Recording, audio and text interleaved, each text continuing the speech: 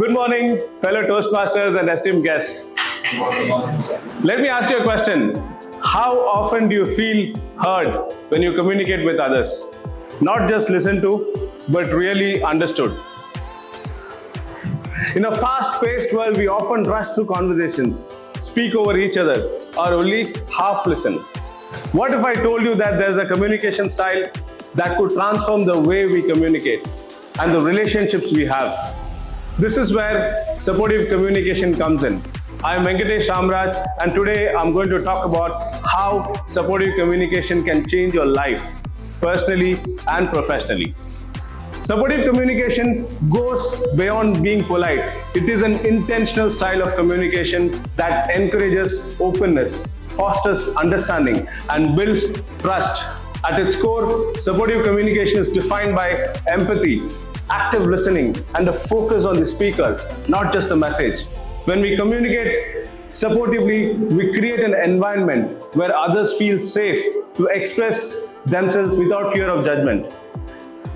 I would like to share a personal story to illustrate this. A few years ago, I was dealing with a tough period in my life. I had experienced a business loss with a restaurant I had recently opened.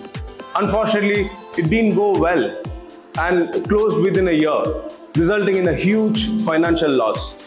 I was isolated, overwhelmed, and for a while, I kept everything inside. One day I sat down with a friend of mine, a female advocate who I respected deeply. She noticed that something was off, and she asked me how I was doing. At first, I was hesitant to share, and then she asked me a powerful question. Are you okay, Venkat? Really? Think about that for a moment. She didn't ask me, how is it going? Or are you all right? She asked me, are you okay, Venkat? Really? In that moment, I felt seen, not just as a friend, but as a person. Her genuine, empathetic tone created a space where I felt safe enough to open up. She didn't offer advice, didn't interrupt, or didn't minimize my struggles. She simply listened. And that was one of the most powerful moments of communication I've ever experienced. Through that conversation, I felt heard and understood. I realized how much the right kind of communication can heal and change a perspective. This is the essence of supportive communication. It's about creating emotional connections with others.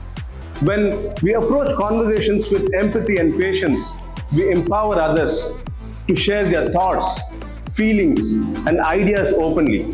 This fosters trust, reduces misunderstanding, and builds stronger relationships.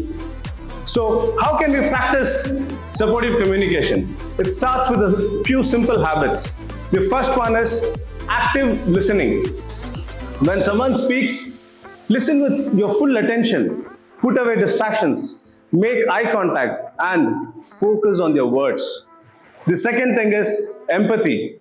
Try to understand the other person's feeling. Put yourself in their shoe, and acknowledge their emotions.